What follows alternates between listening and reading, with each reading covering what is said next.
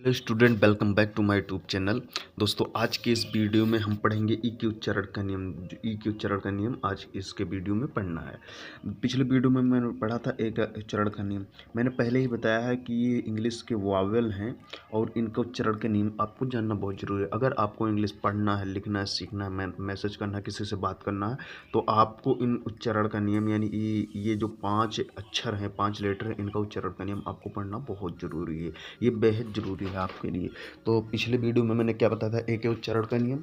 आज हम पढ़ेंगे ई के उच्चारण का नियम और अगले 3 डेज में हम पढ़ेंगे आई ओ यू ई। इन तीनों का उच्चारण का नियम पढ़ेंगे। तो चलिए वीडियो स्टार्ट करते हैं।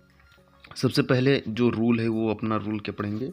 ई के उच्चारण का नियम का जो पहला रूल है वो है, ये दो कॉन्सोनेंट के बीच ई आए, ये दो कॉन्सोनेंट के बीच ई आए तब ई को हम ए की मात्रा से पढ़ते हैं। कैसे? ए की मात्रा का सिंबल कैसा होता है दोस्तों? तो ऐसे ही होता है, आपको ध्यान रखना है।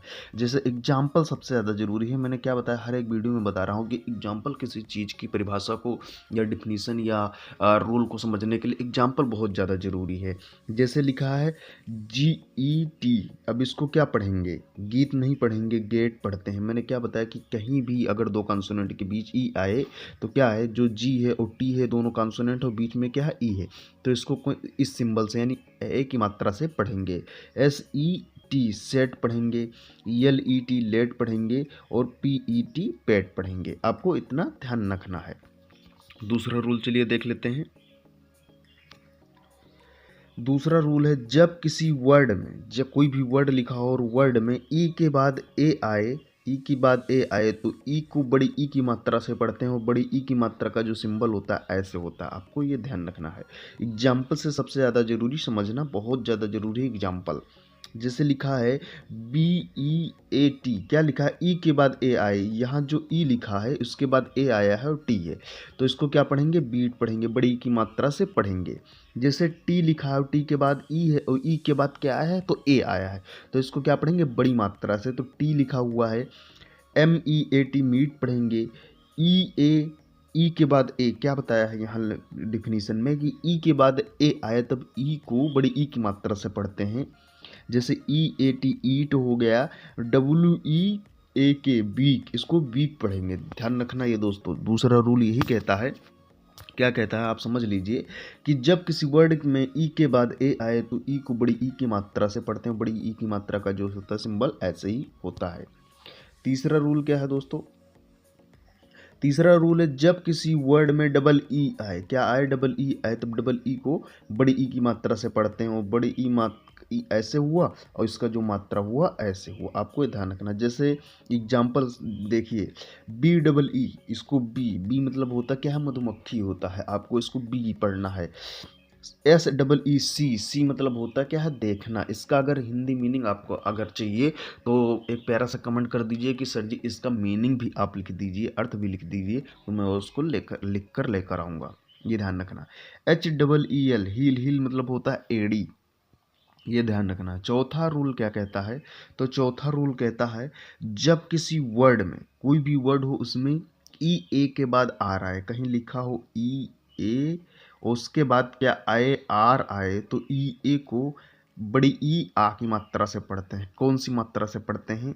तो आपको बड़ी ई और आ की मात्रा से पढ़ते हैं, ये ध्यान रखना है। अगर कहीं ए लिखा उसके बाद आर आया है तो ई को क्या पढ़ेंगे? बड़ी ई छोटा आ की मात्रा से पढ़ेंगे। एग्जाम्पल समझ लीजिए, सबसे ज़्यादा जरूरी है। एग्जाम्पल बहुत मोस्ट इम्पॉर्टेंट रहता है किसी की रूल यानी नियम को समझने के लिए। जैसे लिखा है जैसे लिखा क्या है? BEAR, मैंने क्या बताया? अगर ए के बाद आर आता है तो इसको क्या पढ़ेंगे? बड़ी ई और छोटा आ की मात्रा से पढ़ेंगे। आपको ये ध्यान रखना है। तो क्या लिखा है? BEAR, इसको क्या पढ़ेंगे? बियर। FEAR, इसको फियर पढ़ेंगे। DEAR, इसको डियर पढ़ेंगे। HEAR, इसको हियर पढ़ेंगे। ये आपका इतना जो वर्ड लिखा हुआ, एग्जाम्पल लिखा, ये सबसे ज़्यादा, इसको जरूर गौर से देखिए और गौर से समझिए। यही आपके लिए परिभाषा यानी रूल को समझने के लिए है। फिर 5वां रूल है दोस्तों, जब ई के बाद डब्लू आए, कहीं भी ई लिखा हो और उसके बाद डब्लू आए तो ई डब्लू को यू की मात्रा से पढ़ते हैं। ऐसे यू की मात्रा से पढ़ते हैं, यू से पढ़ते हैं। आपको ये ध्यान रखना है। कैसे? जैसे लिखा एफ, क्या लिखा हुआ है? एफ ई डब्ल्यू, इसको क्या पढ़ेंगे? फ्यू पढ़ेंगे। डी ई डब्ल्यू, ड्यू पढ़ेंगे। और एन ई डब्ल्यू, इसको क्या पढ़ेंगे? तो न्यू पढ़ेंगे। क्या मैंने बताया? ई के बाद डब्ल्यू आए तो ई डब्ल्यू को यू की मात्रा से पढ़ते हैं। ये आपको ध्यान रखना। 6वां रूल क्या कहता है?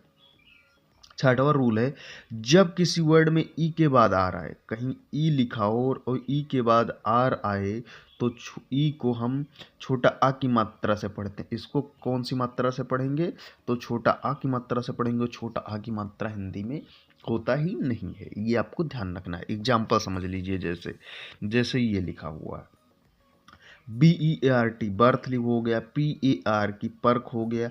HERD, हर्ड हो गया। ये जितने लिखे हुए हैं, ई के बाद आर आए हुए हैं, ई के बाद आर आए हुए हैं और इनका जो मात्रा है छोटा आ से ही, इसलिए कोई मात्रा इस पे नहीं है। ये आपको ध्यान रखना है। नेक्स्ट रूल है क्या? नेक्स्ट रूल है, जब किसी वर्ड में ई के बाद आई आए तो ई को बड़ी ई की मात्रा से पढ़ते हैं। कहीं ई लिखा हो और ई के बाद आई आए तो ई को हम बड़ी ई की मात्रा से पढ़ेंगे। आपको ये ध्यान रखना है। रूल हमेशा समझिए एग्जाम्पल के थ्रू, ये आपको ध्यान रखना है। एग्जाम्पल देखिए, एग्जाम्पल है जैसे रिसीव लिखा हुआ, क्या लिखा? RECEI, ये जो लिखा है CEI, रिसीव है। ये है क्या? इसको डिसीव पढ़ेंगे और इसको कंसीव पढ़ेंगे। आपको ये ध्यान रखना है। CONCEIVE, conceive. Receive, deceive and conceive, ये आपको ध्यान रखना है। ये ई के बाद आई आए तब पढ़ना है आपको। 8वां रूल है, जब किसी वर्ड में ई के बाद ओ आए, ई कहीं लिखा हो और उसके बाद ओ आए तो ई ओ को छोटी ई और आ की मात्रा से पढ़ते हैं। छोटी ई और आ की मात्रा से पढ़ते हैं। आपको ये ध्यान रखना है। आ की मात्रा से पढ़ेंगे। कैसे? जैसे लिखा है ई, क्या लिखा हुआ एग्जाम्पल में? EON, E on. GEOMETRY, geometry. Yon और जियोमेट्री इसका एग्जाम्पल है, आप देख लीजिए।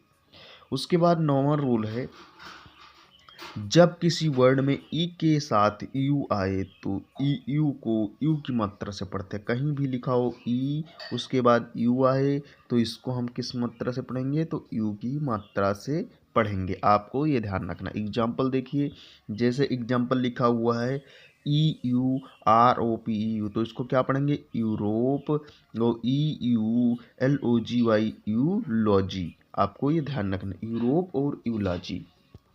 और सबसे आखिरी रूल, सबसे इंपॉर्टेंट है दोस्तों, आपको समझना, जब किसी वर्ड के लास्ट में ई आए, कहीं भी कोई भी वर्ड लिखा हो, जैसे ई लिखा है और लास्ट में क्या है? ई आए, तब ई हमेशा क्या रहता है? तो साइलेंट रहता है। साइलेंट वर्ड की है रूल, तो आपको समझना बहुत ज़्यादा ज़रूरी था। कहीं भी अगर लिखा हो तो बड़ी ई, छोटी ई, छोटा का मात्रा नहीं पढ़ेंगे। यहाँ ये क्या होता है? साइलेंट होता है।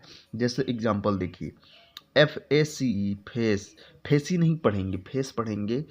LANCE, lens. इसको लेंसी नहीं, लेंस पढ़ेंगे। आखिरी में ई है लेकिन ई क्या है? साइलेंट है, इसका कोई मात्रा नहीं आ रहा है यहाँ। आपको ये ध्यान रखना है। जैसे बाइक लिखा हुआ है तो BIKE, बाइक। बाइकी नहीं लिखा हुआ है।